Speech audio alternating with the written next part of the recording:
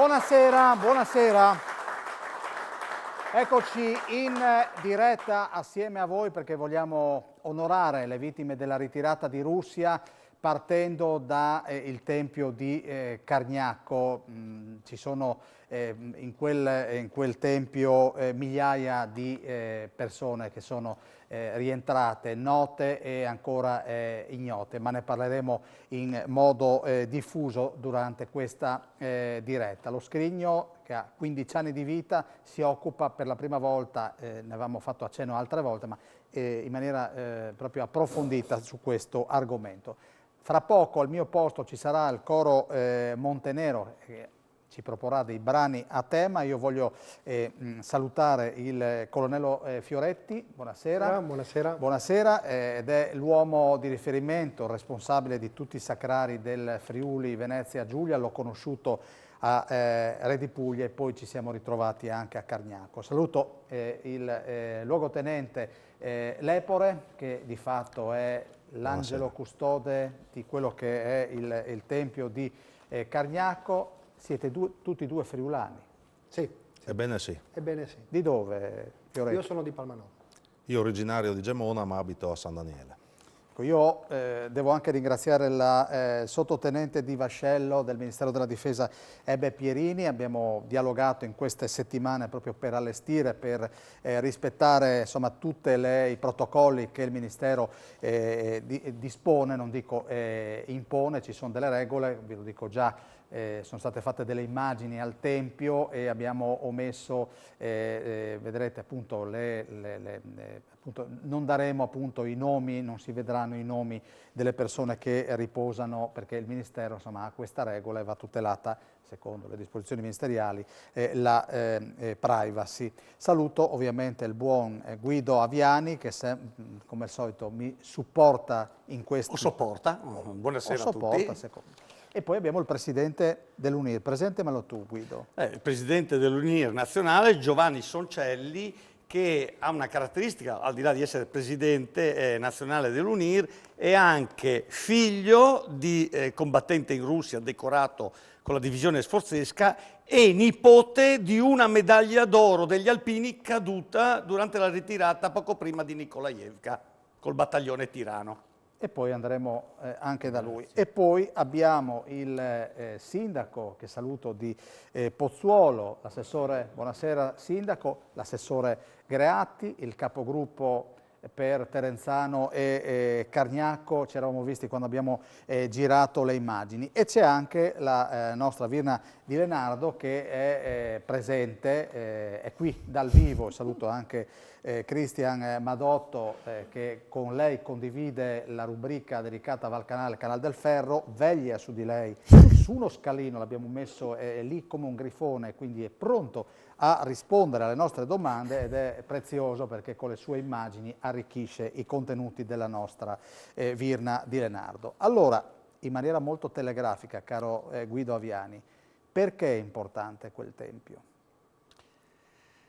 Perché ricorda il sacrificio di 100.000 soldati italiani caduti in Russia, in una guerra non sentita praticamente da nessuno dei soldati, però costretti a combatterla come quello che succede più o meno adesso, non tanto lontano da noi. È la memoria vivente di quello che fu il sacrificio, non solo loro, ma di anche quelli che combatterono sul fronte russo, perché sul fronte russo dal 1941 inviammo 230.000 soldati italiani. Quindi se poi pensiamo che il reclutamento all'epoca era regionale per molte grandi unità, per il Friuli questo fu una tragedia immensa, perché la quasi totalità, non tutti comunque, però la gran parte andarono a combattere sul fronte russo nel file della Giulia. La Giulia che partì con 16.500 alpini, e buona parte erano friulani, poco meno della metà. 5.000 friulani non tornarono dal fronte russo, quindi per noi friulani il fronte russo è un fronte che non possiamo dimenticare per non ripetere gli stessi errori. Che errori abbiamo combinato? È quello di andare a fare la guerra. Vado un attimo dal capogruppo di Terenzano. Avevamo visto delle immagini, ti chiedo, capogruppo, di commentarle assieme a noi. Abbiamo visto quel ampio piazzale a Cargnacco, poi con le immagini del nostro Paolo Bassi entreremo, entreremo proprio al Tempio. In che condizioni è l'area? Allora, l'area è bene, perché è un'area, anzi è stata intitolata a Don Carlo Caneva, col monumento. Naturalmente la cura è da parte degli alpini di Terenzano Cargnacco, si sono presi l'incarico e lo tengono pulito, lo tengono atto in modo per l'accoglienza della gente, insomma. Capogruppo, quelle pietre che abbiamo visto fuori, adesso siamo già entrati con le immagini, che cosa rappresentavano? Abbiamo visto Tridentina, Giulia. Spieghiamolo magari ai più giovani che magari poco sanno. Rappresentano tutte le armi che hanno combattuto in Russia con le loro con i nominativi praticamente, come hai già detto, Sforzesca, Giulia, Tridentina e tutte le 12 armi che hanno combattuto, insomma, in Russia. Tenente Colonnello Fioretti, allora io stacco un attimo dall'argomento Tempio di Cargnacco e vorrei raccontare veramente in 20 secondi qualcosa che è successo a te, che eri in prima persona, qualche giorno fa al Sacrario di Re di Puglia.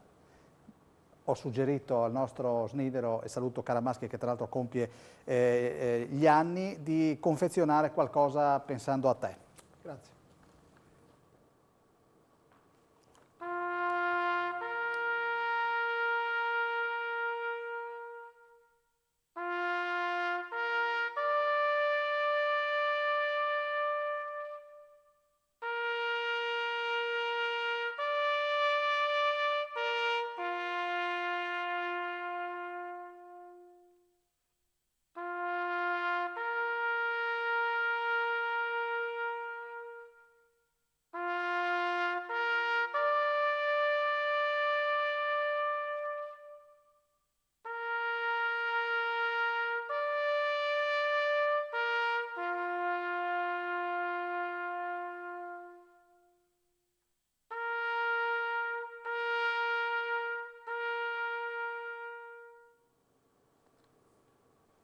Facciamo un applauso a Snidero e grazie.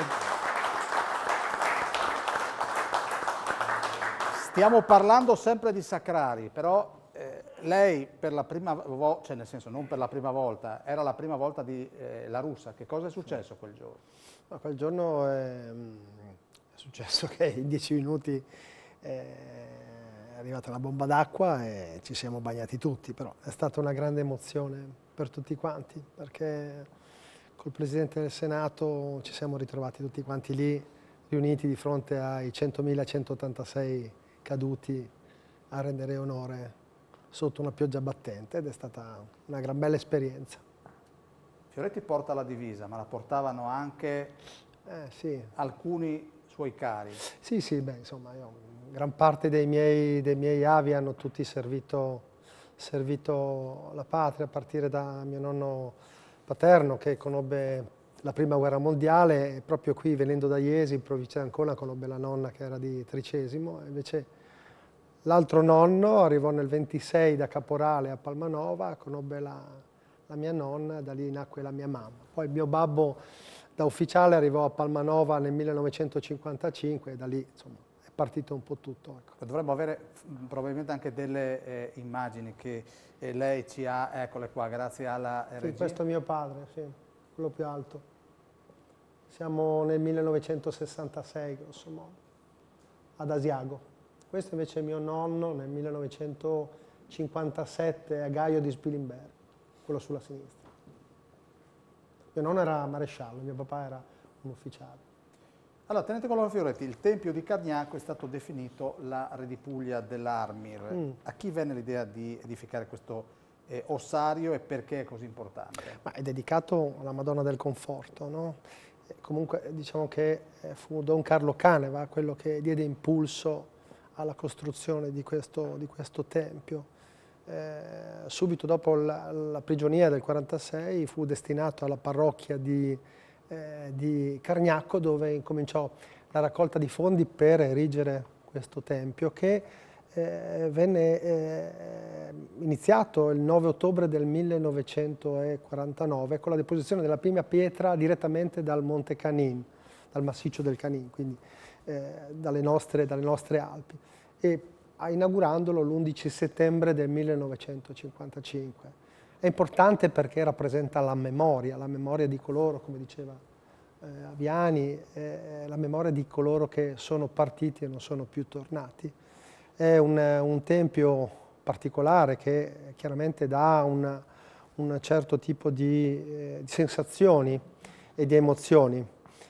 La parte adiacente, come diceva il buon rappresentante degli Alpini di Terenzano, è dedicato a Don Carlo Caneva. Vi sono sulla piazza le 12 cippi che rappresentano le divisioni che hanno partecipato alla spedizione in Russia e 14 aste bandiere che vengono issate durante le cerimonie. Nella parte centrale invece c'è un'asta più alta con un basso rilievo che ripercorre, grosso modo rappresenta il settore di intervento delle nostre armate, dell'Armir, quando si schierarono in Russia. Ecco, lei ci ha già descritto un po' il tempio di Cargnacco. Di fatto poi si entra e si scende dove riposa Don Caneva e non solo. Non solo. Qui, io a questo punto andrei dal luogotenente Lepore, che appunto è responsabile del tempio di Cargnacco, che avrà sicuramente un legame molto profondo con questo luogo. Il cuore della struttura è rappresentato appunto dall'ossario. Le chiedo quanti caduti vi riposano. Nel Tempio di Cargnacco riposano quasi 9.000 caduti, per l'esattezza 8.759. 528 hanno una storia, hanno una famiglia, hanno un nome, e gli altri purtroppo sono soldati italiani ma ignoti. Sappiamo però che sono circa 100.000 i caduti della campagna di Russia. Sappiamo che c'è anche una traccia di loro in questo luogo, anche la maggior parte di loro sono ancora dispersi, però quindi è una minoranza quella che c'è a Cargnacco. Certo, va detto anche che negli anni, quando il Commissariato Generale per le Onoranze ai Caduti è intervenuto per riportare i soldati in patria, più di 3.000 di loro sono stati richiesti dalle famiglie, quindi sono ritornati nei cimiteri di appartenenza, di residenza. Ecco, in questo momento stiamo appunto vedendo quello che vi dicevo prima, e io vado un attimo e poi andremo in pubblicità, vado dal Presidente nazionale. Che pensieri si fanno quando si vedono queste immagini, Presidente? Beh, vede, io figlio di un celovieco, cioè di uno degli ufficiali che sono tornati dalla prigionia esattamente l'8 di luglio del 1946, esattamente un mese dopo avevano fondato l'UNIR. L'UNIR è stata fondata i primi di agosto del 1946, quindi con lo scopo, primo, di ricordare i propri caduti, secondo, di attivarsi in qualsiasi modo per dare notizie alle famiglie dei dispersi, che erano tantissimi, e poi il sogno utopistico di riportare a casa i resti dei nostri caduti per dare degna sepoltura in Italia. Difatti, nel nostro statuto, l'articolo 3, l'ultimo comma, parla di questo, ma anche la preghiera del caduto e del disperso dice: fa il Signore che i miei resti riposino nella terra natia.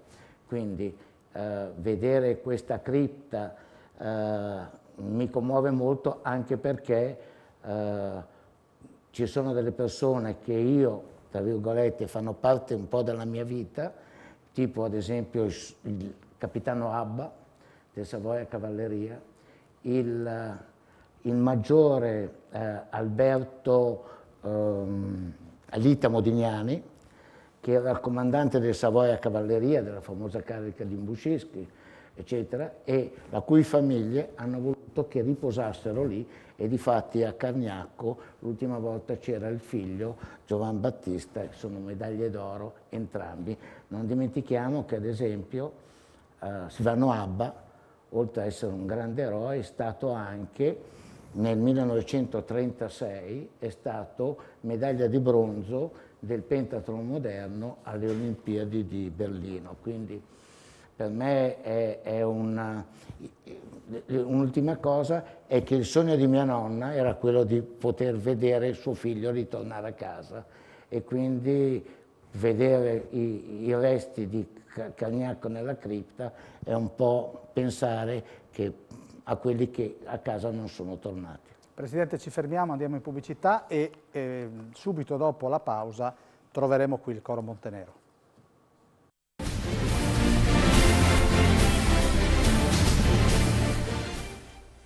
Eccoci nuovamente in diretta, cominciano ad arrivare i primi WhatsApp, messaggi di WhatsApp col numero che vedete in sovraimpressione, si può ovviamente anche intervenire telefonicamente. Intanto un caloroso saluto al Coro Montenero, in particolare all'alpino Diego Moreale dal nipote Daniele. Dov'è Moreale? Dov'è? Mandi Daniele. Mandi Daniele, che bel nome, che bel nome.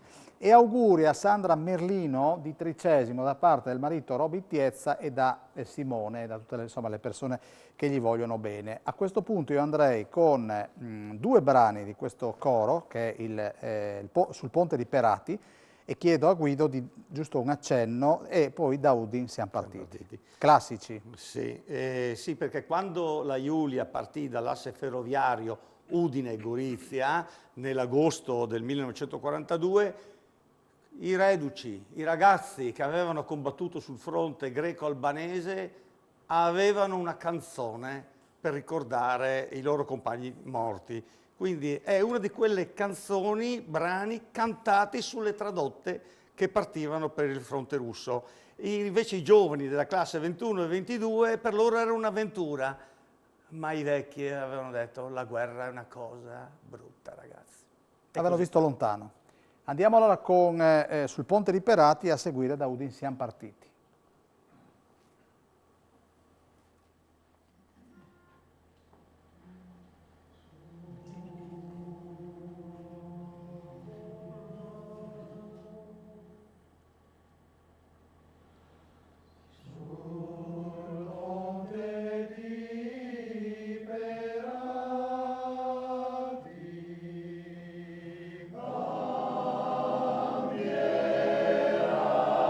Amen.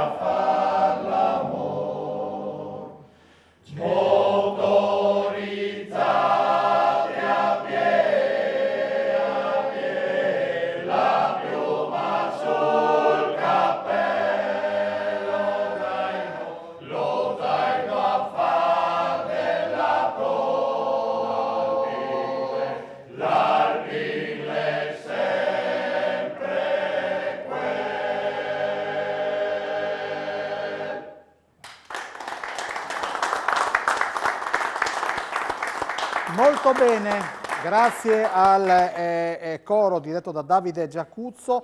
Direi i 3 ragazzi che vanno a occuparmi le 3 sedioline rosse, andiamo da questa parte e gli altri me le occupano. Prego ragazzi, andiamo, saliamo e giriamo a sinistra. Guarda, torniamo. No, prego, non state immobili. Andate sulle sedie bianche e andiamo a occuparle, bravi.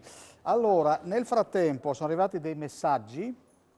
Guido, sei un grande, come sempre, Denis di Tarcento. Ma li pago io, sai. Cosa? È tutta gente che paga. Ah, fai i bonifici. Complimenti al coro Montenero, i migliori da Manuel, e ancora un caro saluto alla bellissima Virna e a Christian, quindi l'aggettivo l'abbiamo per una, e va sempre così che per noi, sempre loro. Giancarlo di Ucea. Caro Giancarlo, sì. Un bacione a Giancarlo. Sì, ho capito. Che cosa mi rappresenta Giancarlo di Ucea? Chi Mamma è? mia, è una pietra di Ucea, diciamo, rappresenta ancora una fetta giovane della popolazione resiana, Sì. che tiene forte, insomma, la tradizione di Ucea, che purtroppo non è più abitata. Non c'è più nessuno? Beh, d'estate si ripopola, però durante l'inverno no. Guido, questi alla mia sinistra e alla mia destra ci raccontano di come ci si proteggeva dal freddo e come, ma poi me lo dici in una seconda battuta, come si viveva. Sì, sono dei cimeli appartenenti al museo, che poi vedremo, del museo, e fanno vedere alla mia destra l'uniforme sovietica, la giacca che si chiama telogreica, che era una giacca trapuntata. C'era dentro del cotone, che era una specie di piumino antisignano dei piumini di adesso, ed era molto comodo e molto calda. E ai piedi, durante l'inverno, quando era particolarmente secco, i soldati sovietici avevano questi valenchi, questi stivali di feltro, e chiunque li indossasse si salvava i piedi. Purtroppo i nostri soldati, invece, erano vestiti con l'uniforme che possiamo vedere alla mia sinistra, un cappottino di tela autarchica grigio-verde di panno. I più fortunati avevano questa shapka usanka, che è un po' copiata dall'esercito sovietico, e purtroppo i nostri soldati avevano ai piedi quelle calzature che vedete, la più grande è quella degli alpini, quella più piccola dei nostri fanti. Dobbiamo immaginarci le temperature che raggiunsero i meno 48. Questo significava congelarsi gli arti, soprattutto i piedi. Invece i sovietici in qualche maniera pativano il freddo anche loro, bisogna dirlo, però riuscivano in qualche maniera, conoscendo il loro terreno, avevano un'uniforme adeguata alle loro temperature. Spesso i nostri soldati andavano oltre le linee per procurarsi dai morti i valenchi come questi, che hanno combattuto effettivamente in Russia, sono stati presi dall'alpino Lino Salini del battaglione Gemona durante la ritirata, sono stati sfilati a un morto sovietico e lui è tornato a casa grazie a questi stivali, a questi valenchi. Complimenti al Coro Montenero, interessante la trasmissione dedicata alla ritirata di Russia, Sandro da Pignano di Ragogna. E ancora un caro saluto dal gruppo Alpini San Vito al Torre, ce lo manda Giorgio. Volevo andare, Madotto se mi presta, all'uomo nel mezzo, eccolo lì, Merlin. Merlin, presidente degli Alpini di tutta la provincia di Pordenone, chi mi hai portato? Quell'uomo, per me Natale è già arrivato praticamente. Chi è quell'uomo con quella maglia bianca? Allora, intanto buonasera a tutti. Intanto buonasera Ilario. Ovviamente.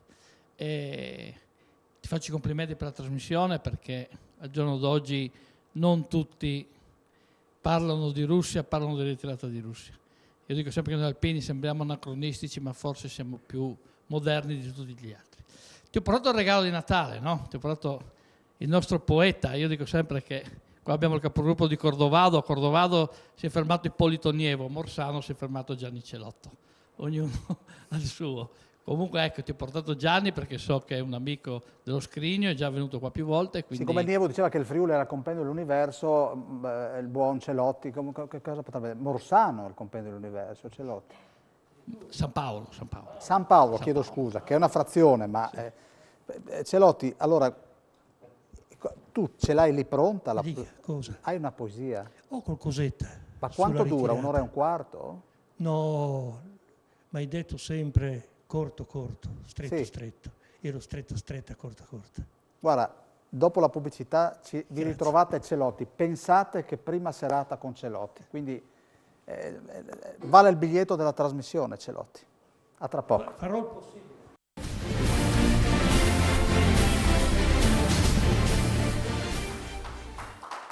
Eccoci qua.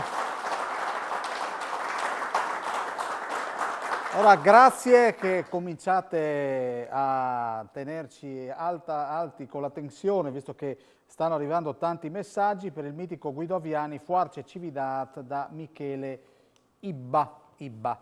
E volevo soffermarmi 2 secondi, e poi vado dal buon Celotti, su questa gavetta, una gavetta di nonno Marco Borin di Sacile, un uomo che ha passato anni di prigionia in Africa, un uomo che è partito per la Libia quando la moglie Italia Morassi era in stato interessante, di lì a poco nacque la figlia Elisa, e voglio salutare i nipoti Roberto, Claudia e Clara, attraverso i quali ci è arrivata questa gavetta che domani mattina restituirò ai legittimi proprietari.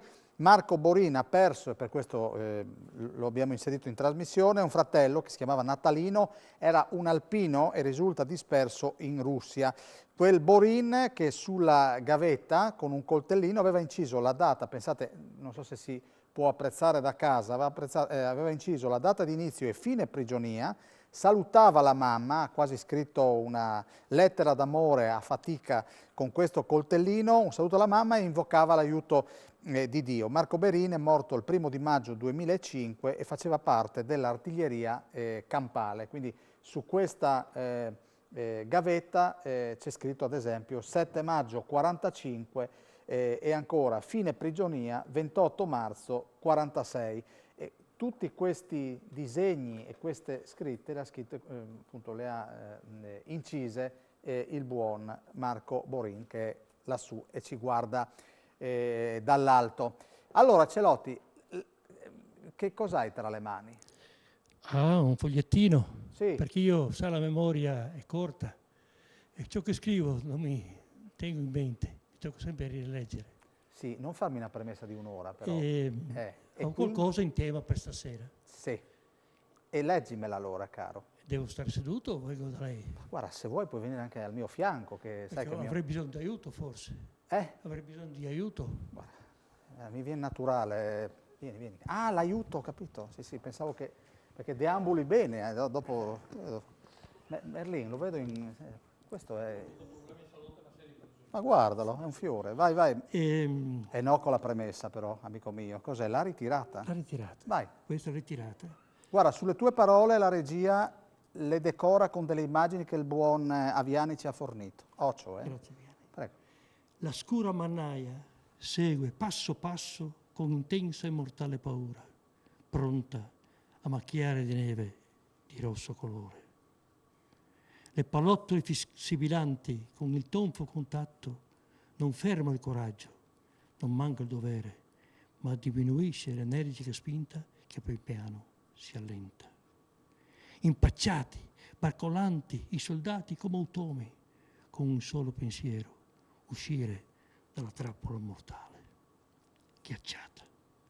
Qualcuno si ferma o si abbandona, restando soltanto un inerme mucchio che si fonde col ghiacciato paese, scomparendo pian piano alla vista di tanti che vanno sempre avanti.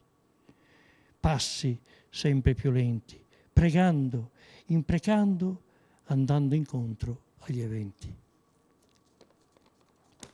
Da tanti giorni camminano, sfiancati, sfiniti, affamati, ma non ancora esauriti nel corpo e nello spirito italiano. Proseguono lentamente, guardando avanti quella luce, con in mente il sorriso della mamma e della famiglia lontana. Bravo Celotti, ti facciamo un applauso. Senti, mi dicevi durante la pubblicità, mi hai detto, fammi quella domanda. Ci siamo già dimenticati. Ah, sì. Vedi che non è servita la Perché? domanda? Perché sale il tavolo? Guardala. Questa poesia l'ho scritta guardando quel mosaico che è Cargnacco, nel cuore Cargnacco a sinistra, in cui, con allora ragazzo, scolaro della scuola musicista di Friuli, ho contribuito a realizzare una parte della fascia sottostante dove c'è quell'alpino che sta cadendo, in quella zona lì. Grazie Celotti. E di lì ho avuto lo spunto per questa poesia.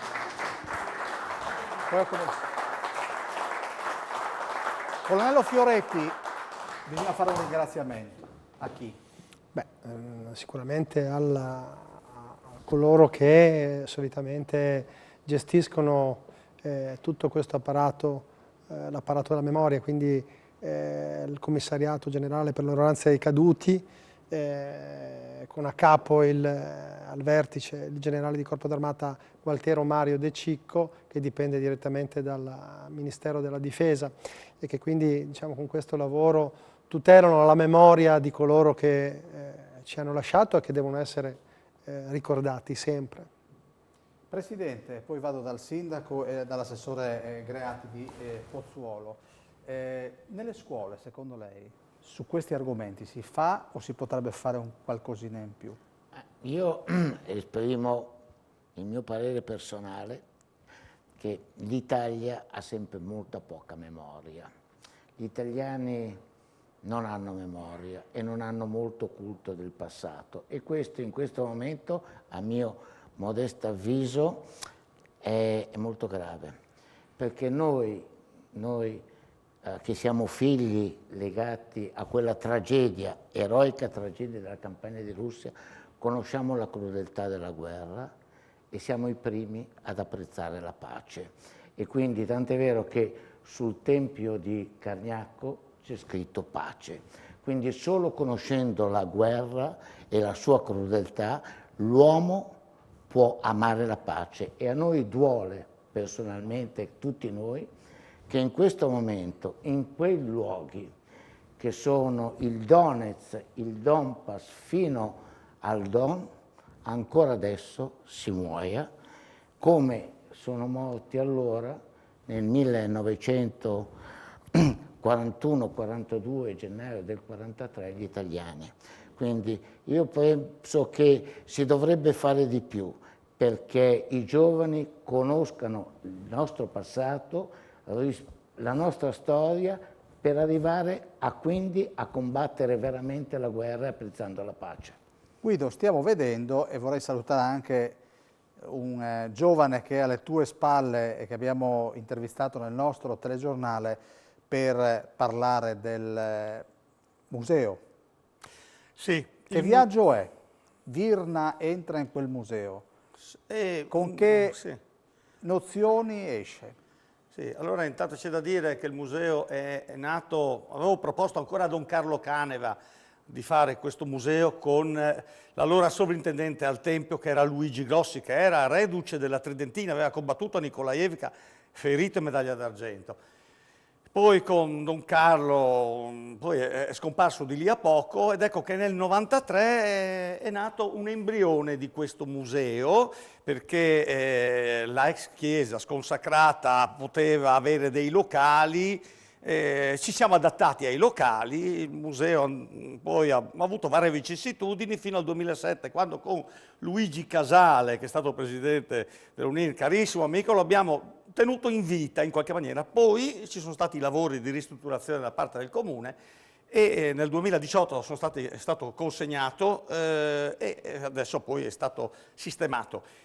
Che cosa può vedere una persona quando entra? Allora, diciamo che il museo è organizzato secondo quello che è stata la campagna di Russia per noi italiani. La partenza nel 1941 con il corpo di spedizione italiano in Russia, formato da 2 divisioni di fanteria, Torino e Pasubio, una divisione Celere più una legione Camicie Nere e naturalmente i servizi, 63.000 uomini. Quindi ecco che vediamo ogni bacheca è dedicata a una di queste grandi unità. Ogni bacheca ha la storia della divisione con cartine, fotografie, è un testo molto sintetico, in modo che chiunque in pochi minuti, in pochi istanti, possa capire la storia della grande unità. Chi sono quei 2 signori che abbiamo visto poco fa? Questi sono 2 ufficiali del corpo d'armata, sono in linea sul Don e sono della divisione Ravenna, in linea nei giorni antecedenti lo sfondamento da parte sovietico, che siamo nel metà dicembre 1942. Senti, chiedere come passavano il tempo questi disgraziati non è una gran domanda. Possiamo dire che comunque come provavano a ingannare... Sì. Allora, diciamo, in un primo tempo, nell'estate 41, quando sono partiti per la Russia, partiti in treno, poi hanno fatto un movimento attraverso camion, sono arrivati in Romania e da lì poi, quando nell'agosto del 41, fine luglio e agosto 41, sono entrati in Unione Sovietica al seguito delle armate tedesche. All'inizio è stato un momento di avanzata, quindi c'era anche tutto l'entusiasmo, tra virgolette, di un'avanzata tedesca, di una sicura vittoria in brevissimo tempo, quindi i nostri soldati praticamente pensavano che sarebbero rientrati di lì, diciamo, entro Natale. Non fu così, ce ne rendiamo conto. Arrivò l'autunno, arrivò l'inverno. Ecco, quando arrivò l'inverno, e l'inverno in Unione Sovietica o Russia arriva molto presto, quindi già a novembre cade la neve, fu un inverno freddissimo, ancor più dell'anno successivo, l'inverno 41-42. Ci fu una controffensiva, i nostri soldati erano paralizzati letteralmente dal freddo, ci furono temperature che raggiunsero i -50, quindi il fronte si cristallizzò, un fronte in questa immensa steppa, chiamiamola desertica, ma deserto di neve, e i nostri soldati stavano in trincea a -50, tant'è che i casi di congelamento furono innumerevoli. E i casi di congelamento poi erano gravissimi, voleva dire perdere i piedi, le gambe. Che cosa si mangiava in trincea? Per dire la verità, la nostra sussistenza, il nostro esercito non era completamente impreparato, come spesso diciamo, perché vogliamo sempre darci addosso. Il nostro esercito faceva quello che poteva. Certamente in linea si mangiava poco, freddo, male, cattivo, certamente, questo è vero. Però i nostri soldati in qualche maniera mangiavano. La nostra sussistenza fece miracoli per fornire cibo e assistenza in un primo tempo a 63.000 uomini. Ecco. Poi raggiungemmo i 229.000, quindi... Ci furono episodi di cannibalismo? Sì, in prigionia, ma questa è un'altra storia. In prigionia, sì, purtroppo a Krinovaja, dove giunsero circa 30.000 prigionieri e ne tornarono poche manciate, per sopravvivere i soldati di tutte le nazionalità prigioniere dei sovietici, quindi non solo italiani, rumeni, ungheresi e anche tedeschi, ebbene in molti casi i cadaveri venivano ritrovati scarnificati. Ho delle testimonianze dirette di uno di loro, di cui non faccio il nome, la famiglia è qui, che per sopravvivere cucinò 2 braccia di un cadavere. Complimenti a tutto il coro, un saluto a Franco Beltrame da Maurizio Mara e Pamela da Rosazzo. E ancora un saluto a Rosi e Gabriele da parte di Daniela e Danilo di Orsaria che ci scrive. Buonasera, sono Graziano, volevo far notare stasera che stanno parlando della Russia. Mio padre nel 1924 è stato prigioniero, è partito con il peso di 70 kg a 19 anni, è ritornato con 20 kg e i piedi congelati.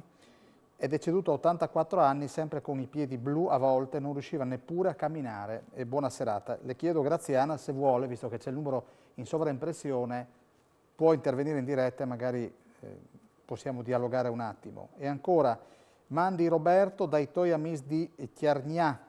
E ancora un saluto al presidente Merlin che ha sempre l'asso nella manica, Michele da Sesto a Regena. Probabilmente è lui, è Celotti l'asso nella manica, ma io lo so. Lo mostri e impazziscono. Un sentito saluto a tutti dal gruppo alpini di Passons Mandi, io cerco di leggerli tutti, oltre ai doverosi complimenti della trasmissione vi chiedo di ricordare la divisione Vicenza che era con gli alpini sul Don e assieme ne ha condiviso le sofferenze e le sorti. Un saluto alpino da Trieste. Mauro De Petroni. Mauro De Petroni, che salutiamo anche perché abbiamo realizzato uno scrigno nella meravigliosa sede del ANA di Trieste. Complimenti, bellissima lezione di storia, un saluto all'Epore, Sonia da Gemona. Noi andiamo in pubblicità.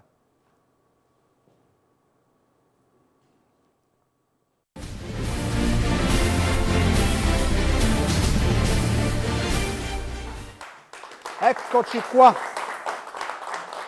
Riflettevo a voce alta pensando al 2023 che sarà speciale per la Giornata Nazionale degli Alpini che si è intanto qua scotta, grazie, questi sono tanti messaggi che vi andrò a leggere, quindi dicevo, caro Guido, ci sbizzarriremo, Ti prometto che non te la dimenticherai questa domanda. Carissimo, non vedo l'ora. Buonasera, sono in ascolto da Trieste, sono parente dei Godeassi di Manzano. Sì, trovata la piastrina. Hanno trovato la piastrina. Ma tu sai tutto, Aviani. No, ero io a presentare quella È stato ritrovato un nostro parente dalla campagna di Russia, che penso sia nel Tempio di Cargnacco. Hanno fatto la cerimonia e hanno trovato le 2 piastrine. E adesso è in museo. Il mio parente diretto di Manzano, i miei cugini, perfetto. Adesso andiamo con la Chiasute in Rive al Don.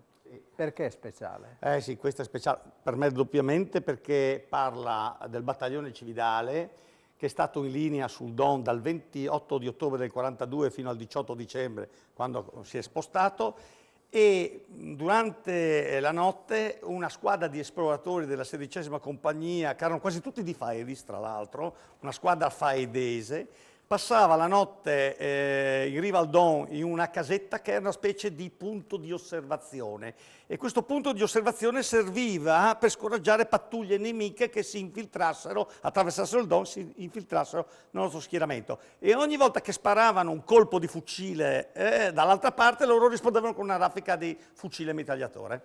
Mandi dal vice di Casarsa, che si chiama? Giovanni Francescutti, lo salutiamo anche perché mi manda spesso le foto, se non ricordo male, quando gliele chiedo e io sono in difficoltà. Un caloroso abbraccio al coro Montenero, in particolare a Danilo, un saluto a Guido, al presidente Merlin, Rino Petric, grazie per la trasmissione. Buonasera a tutto lo staff, abbiate pazienza. Papà di Rino prigioniero in Russia. Grazie a tutto lo staff di Telefriuli, al presidente della sezione di Pordenone Merlin, Guido Aviani, all'amico Pierluigi Salmaso, complimenti, grazie. Questi sono i valori da tramandare, un saluto a tutti, Daniele di Provesano. E ancora, come sempre, un piacere ascoltare il coro alpino Montenero, un bravo a tutti, un saluto in particolare a Leo, a Edi, Mandi, Athos. E Athos, gustati questo brano.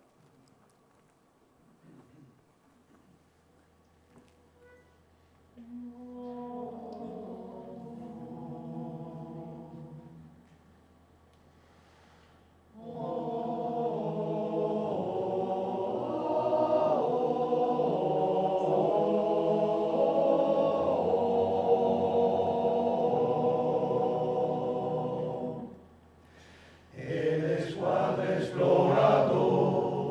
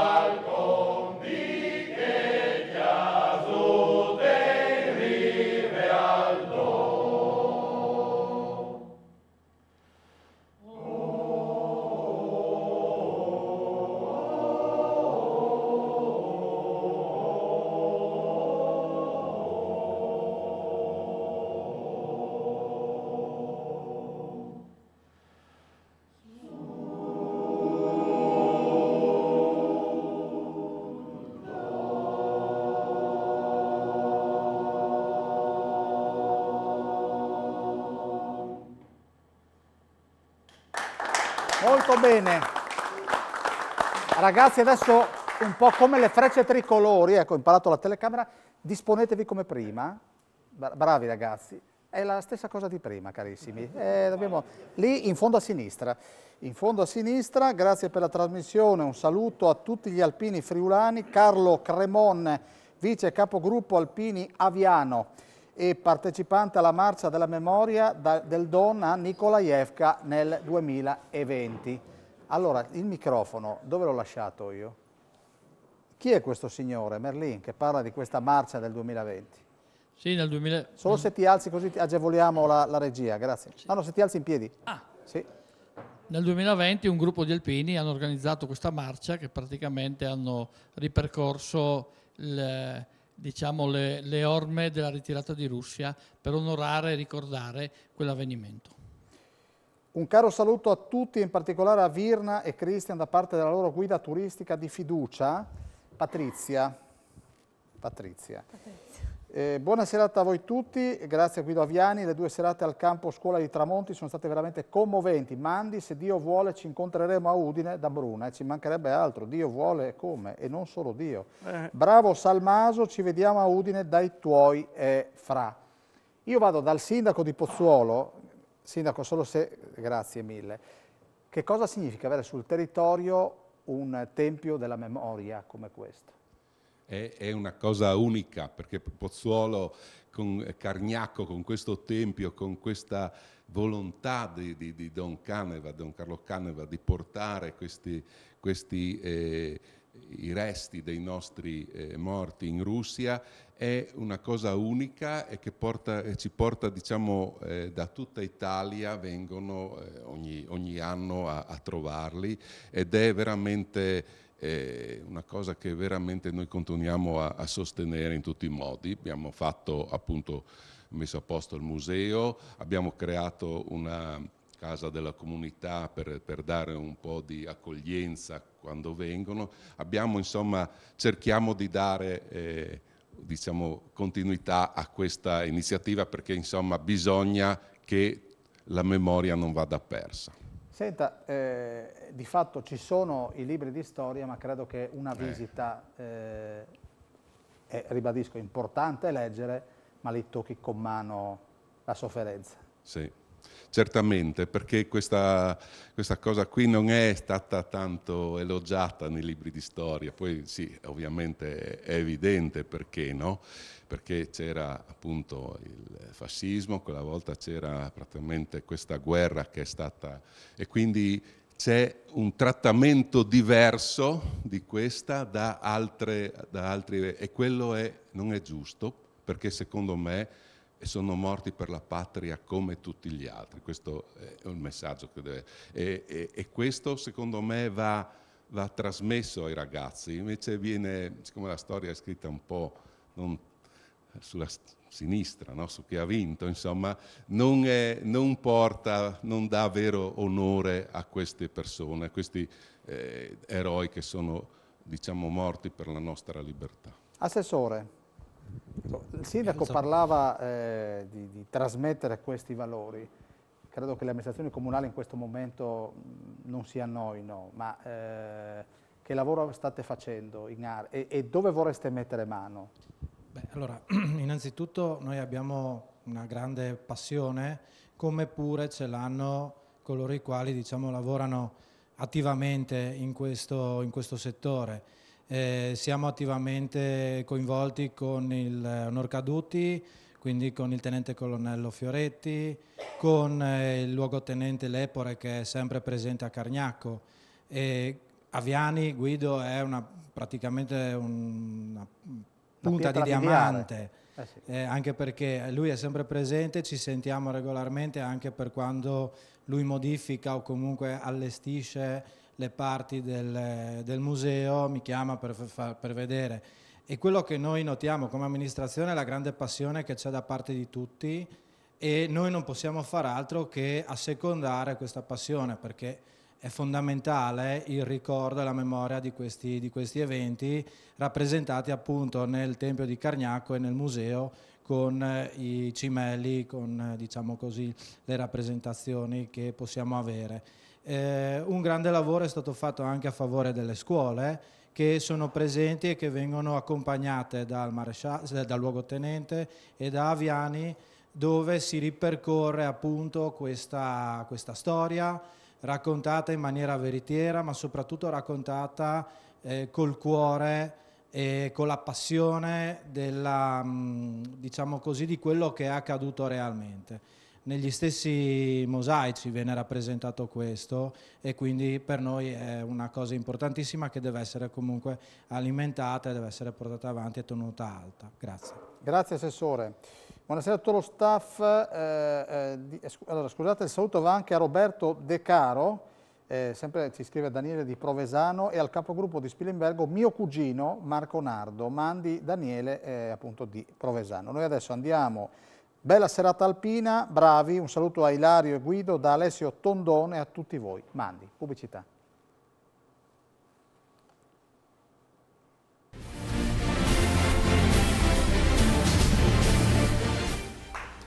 Eccoci qua. Allora volevo, non voglio dimenticarmelo, volevo anche salutare l'assessore di Gemona Venturini, che è un po' assieme a tutta la giunta l'uomo che ha organizzato Formaggio e dintorni a appunto Gemona in questo fine settimana meraviglioso con almeno 50.000 visitatori, con Pivagliani domenica, abbiamo fatto una diretta e non ho fatto in tempo a farglieli, quindi auguri appunto all'assessore Venturini. Vi ricordo che la prossima settimana, che non voglio dimenticarmelo, ci saranno, stasera abbiamo il coro Montenero, la prossima avremo il coro, avremo dei Pueri Cantores che celebrano un anniversario importante. La settimana seguente avremo invece la banda di Buia, perché spegne le sue 125 candeline. Il 6 di dicembre celebreremo come si deve Sutrio, perché Sutrio è protagonista in Vaticano, sono loro che doneranno il presepe appunto al Papa, e credo che ci sarà un incontro e ritengo che avremo anche delle testimonianze importanti, ma non vado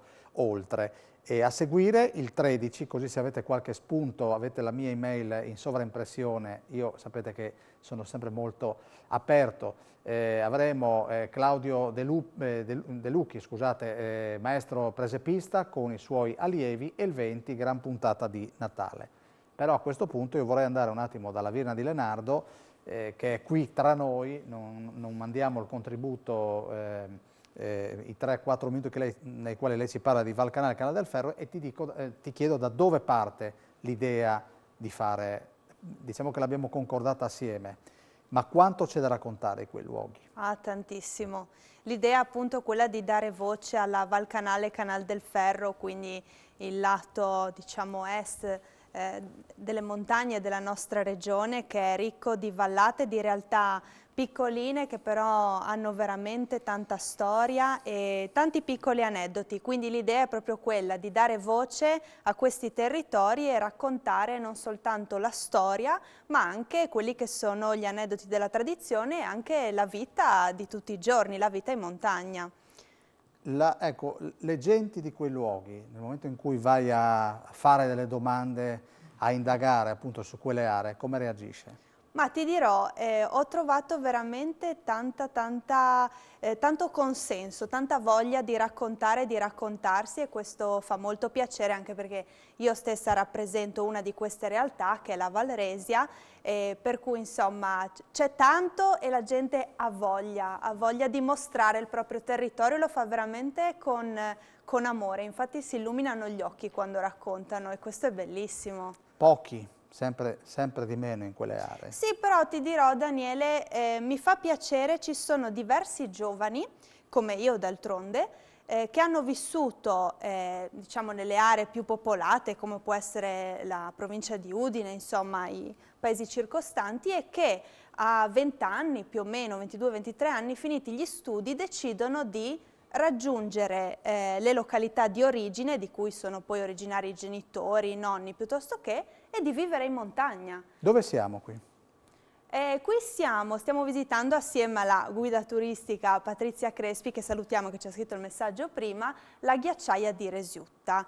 Tra l'altro non l'abbiamo detto, ma la rubrica vuole partire ogni puntata con un oggetto, quindi iniziamo raccontando un oggetto e da lì poi raccontiamo un po' il nostro territorio. Qui nello specifico siamo partite dalla birra per raccontare appunto la storia della ghiacciaia di Resiutta.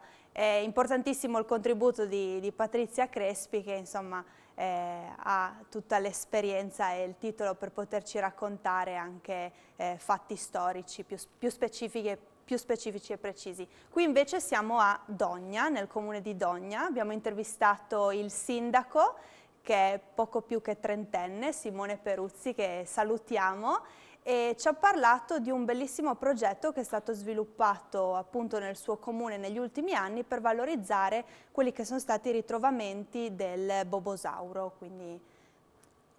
Madotto, c'è un microfono? Andiamo... Madotto, alzati solo 2 secondi, così ti ammiriamo in tutta la tua bellezza. E ai tuoi piedi cosa c'è? Diciamo che qua abbiamo un gerletto della tradizione resiana. Al suo interno abbiamo dell'aglio diciamo che è aglio da semina, e diciamo che è un prodotto tipico sempre della Varresia, oltre al gerletto che abbiamo indicato, ed è stato uno dei protagonisti e sarà uno dei protagonisti delle prossime rubriche.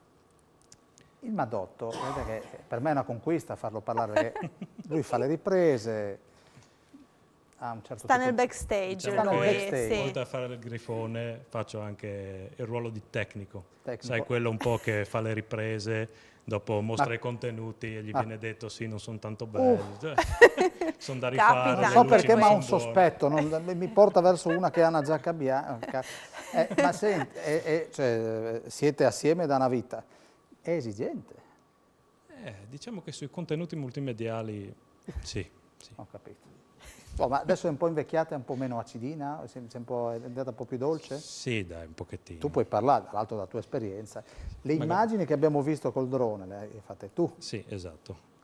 E diciamo che la prossima volta dove andiamo, martedì prossimo? Martedì prossimo la signora Virna Di Lenardo ci illuminerà. Siamo a Pontebba. Pontebba? Sì, perché lo scorso martedì abbiamo fatto una prima parte con Enrico Cappellaro, che salutiamo anche lui, tra l'altro un giovane che ha vissuto a Udine, che appunto a 20-22 anni ha scelto di andare a vivere nella casa del padre. Quindi in netta controtendenza con quello che dicevamo prima, no? La paura dello spopolamento. Beh, c'è lo spopolamento, non lo possiamo nascondere, però dall'altro lato posso confermare che comunque tanti giovani si stanno avvicinando e tanti decidono di rimanere e di radicare poi lì la propria famiglia, e questo fa molto piacere. Quindi per le persone che ci guardano da casa, se ci sono degli spunti, Valcanale, la Varese la conoscete molto bene, quindi sì, credo che non servano spunti.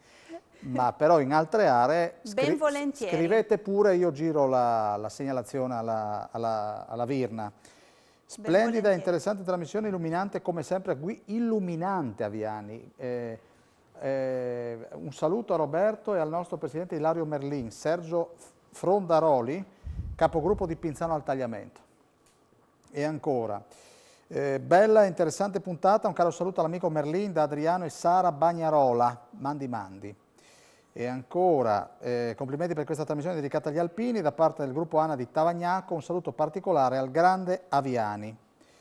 Sono Anna da Pozzuolo, saluto il signor sindaco di Pozzuolo e tutto il gruppo, io ho conosciuto Don Carlo Caneva, autore del Tempio di Cargnacco, quindi voi sapete chi è Anna da Pozzuolo, sindaco? Sì, microfono? Chi è? Sì, certo, è una signora. Beh, su questo è un nome proprio signora molto simpatica. Ed è molto simpatica, quindi siamo più... Capogruppo, cosa diceva? Diamo il microfono un attimo. Gratti, dai il microfono. No, pensavo fosse Anna quella del bar da Primo. Non si può fare pubblicità. Beh, insomma, non abbiamo fatto niente di male. L'hai fatto a fin di bene, non c'è problema. Io vorrei andare dall'uomo che si trova alle spalle di Guido Aviani. Chi è quel baldo giovane? Roberto Gregorutti Foncargnacco, che mi dà una grandissima mano a tenere aperto il museo, a tenere in ordine i cimeli, che sono tantissimi, a pulire le uniformi, a ingrassare le armi, disattivate, teniamolo a dire, ed è un appassionato di storia e sa il russo. E quindi mi aiuta a decifrare e a tradurre, e mi ha tradotto una lettera importantissima di un nostro ufficiale friulano, era il tenente Eliano Venuti, classe 14, che comandava il 28° reparto Salmerie della Giulia, quindi lui portava con i muli i rifornimenti in linea, però lui, ma lo lascio raccontare a Roberto che ne ha seguito un po' la storia. Roberto, aggiungo il grande TikToker locale del nostro comune, possiamo dirlo. Il TikTok? Sì. Quindi racconta Eliano Venuti cosa ha combinato. Cosa ha combinato Eliano Venuti? Allora, Eliano Venuti, tenente della Giulia, lui sostava nelle retrovie rispetto alla linea del fronte, faceva parte delle salmerie, quindi colui che si occupava di trasportare gli alimenti verso il fronte, alloggiava in un'isba, quindi una casa locale sovietica, insieme alla famiglia locale. Qua abitava anche Raissa, una ragazza che una notte sottrae appunto questo diario, il diario del tenente, e ci scrive sopra una dedica d'amore e appunto confessa il suo amore nei confronti di questo tenente, del tenente Venuti. Ci sono tantissime testimonianze anche all'interno del museo di appunto altri soldati che comunque avevano rapporti di amicizia con i locali, con le persone locali appunto durante la campagna di Russia. Senti, perché hai questo slancio di volontariato? Ma sicuramente è una passione che porto fin da bambino, una passione per la storia, l'obiettivo anche di portare avanti il ricordo è quello di divulgare quello che è stato appunto la campagna di Russia e anche il secondo conflitto mondiale. Ma sei un TikToker veramente? Sì, faccio video di storia su TikTok. Sì, faccio video di E storia. qua abbiamo la certificazione del sindaco, uno dei più bravi. No, qua adesso diciamo che passo il tempo ogni tanto, faccio qualche video E la ragazza? di divulgazione. Ce l'hai la ragazza? Sì, ce l'ho la ragazza, sì, certamente. Ma passi più il tempo a fare Diciamo TikTok che o allora tactic? passo più tempo al museo, tant'è che tante volte l'accompagna Come si chiama? Giulia, che saluto. Giulia, tra carissima. e molta pazienza porta, appunto, perché passo Ma guarda, tanto basta tempo guardarti negli occhi. Sì, con sì. lo studio e al Sì, museo, sì. quindi... È della zona? Sì, di Godia. Quindi insomma, non siamo lontani. Complimenti per la trasmissione, vi seguo sempre, viva gli alpini e viva lo scrigno, Luigi Mattara. Noi sai dove andiamo adesso, caro TikToker? Come Dove? si dice pubblicità in russo? No, perché Aviani ha detto che è bravissimo. Sì, E quindi? Sono... Pausa. Pausa. Pausa? Sì, in russo. Ah, pubblicità, pausa. Sì. No, stop. C'è l'accento. Che crudo però questo russo. Gli togliamo la laurea. tanto non dà Vabbè. tanta E in soddisfazione. resiano come si dice pubblicità? Non si può dire pubblicità, però possiamo dire Seustav mod moment. In estrema sintesi, state lì che... In russo possiamo dire Miu vidimzia. Vedi? Quando la competizione. Questa ta-tam, hai parlato in resiano e quell'altro risponde in russo. Andiamo in pubblicità.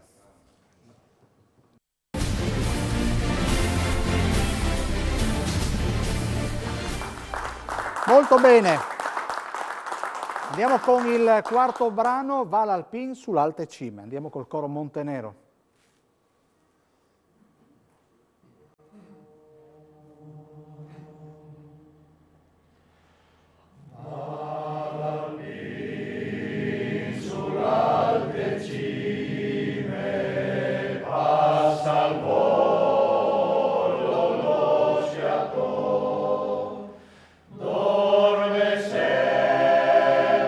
Sulle cime, sogna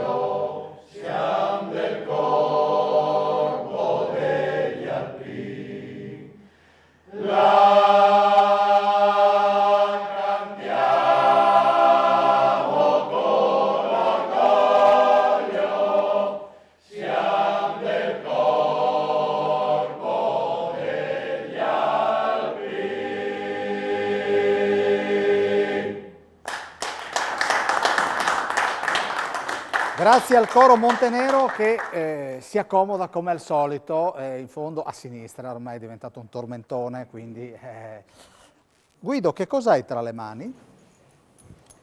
Questo è l'ultimo cimelio che è entrato a far parte del museo. Domenica scorsa c'è stata una fiera di cose militari, un carissimo amico triestino è venuto da me e mi ha detto: ti può interessare? Sì. Sono gli atti di morte ufficiali dei friulani, non tutti, ma tantissimi sono friulani caduti in Russia nel periodo ottobre-dicembre, anche gennaio 1943, prima della ritirata, perché prima del gennaio del 43 gli alpini, il corpo armato alpina era fermo sulla linea del Don, mentre le divisioni di fanteria a metà dicembre si stavano ritirando. Gli alpini della Giulia in particolare rimasero per un mese sulle posizioni del Kalitva a tenere il fronte per salvare dall'accerchiamento del corpo armato alpino. Qui ci sono i nomi delle medaglie d'oro, c'è Tre Leani di San Daniele, ce l'ho qui sotto, c'è Draconia di Canebola, ci sono i fratelli Fantini, ci sono l'alpino Mansutti di Tricesimo, ci sono alpini da tutta la nostra regione. Però una cosa particolare che mi ha fatto venire i brividi, Ilario ha trovato il nome di suo cugino, suo cugino. Che si chiamava? Bortolussi Luigi. E qui c'è l'atto di morte in originale. Che fine avrebbe fatto? Al macero, stava andando al macero. Ma c'è qualche problema evidentemente, non abbiamo capito. Sì, evidentemente questi sono documenti ufficiali che devono essere stati depositati evidentemente in qualche caserma. E questo amico triestino, che è un appassionato di cose di alpini, non so come è venuto in possesso, mi ha detto l'ho salvato dal macero, ci siamo accordati uno scambio di cose nostre tra collezionisti e io per questa cosa qui avrei dato qualsiasi cosa, perché qui c'è la storia di 180 ragazzi, tra cui ho visto, ma ce ne sono altri, c'è la medaglia d'oro Dario Chiaradia da Caneva di Sacile, che è viva, la figlia ancora viva. Sono un alpino di Genova, complimenti, vivissimi, vengo spesso in Friuli dove ho fatto la naia a Paularo, quindi lei se ci scrive o ci telefona, abbiamo ancora 5 minuti, quindi evidentemente ci sta guardando su telefriuli.it dalla Liguria. Poi c'è un messaggio locale che però non posso leggere perché dovrei prima verificare il contenuto e quindi lasciamo pure lì. Qui c'è la medaglia d'oro Gavoglio, c'è l'atto di morte di Gavoglio da Genova, Carletto Gavoglio. Senti Guido, i ritrovamenti delle piastrine, voi, tu e quel signore là sopra, ne avete fatti? Sì, ma io farei parlare il Presidente dell'UNIR su questo argomento. Ecco, Presidente, veramente in maniera telegrafica, sui ritrovamenti delle piastrine. Che lavoro è stato fatto? No, allora, una cosa, le piastrine appartengono al Ministero della Difesa in quanto fanno parte integrante del corredo matricolare. Quindi il discorso è purtroppo certi collezionisti inducono certi scavatori russi a raccogliere le piastrine e spesso succede che questi scavatori trovano i cimeli, trovano i caduti, buttano via le ossa, detto papale, e le piastrine vengono vendute su eBay. Tant'è vero che il Ministero della Difesa e Onor Caduti, credo nel dicembre del 2021, ha emesso una circolare dove, su proposta modestamente di UNIR, ha accettato la nostra proposta che i piastrini che vengono ritrovati non vengano più distribuiti alle famiglie, onde evitare che un domani finiscano sul mercato delle bancarelle, ecco, e vengano invece custoditi nel museo a disposizione del Ministero e alle famiglie viene dato, e Guina Viani lo sa benissimo perché l'abbiamo fatto anche recentemente, delle pergamene con i dati del caduto e del disperso con la riproduzione del piastrino. Quindi il piastrino originale non viene più restituito alle famiglie? Assolutamente, no, perché finendo poi magari fra 20 anni, quindi colui che lo riceve, ripeto, è sempre di proprietà del Ministero, fino a quando la normativa è questa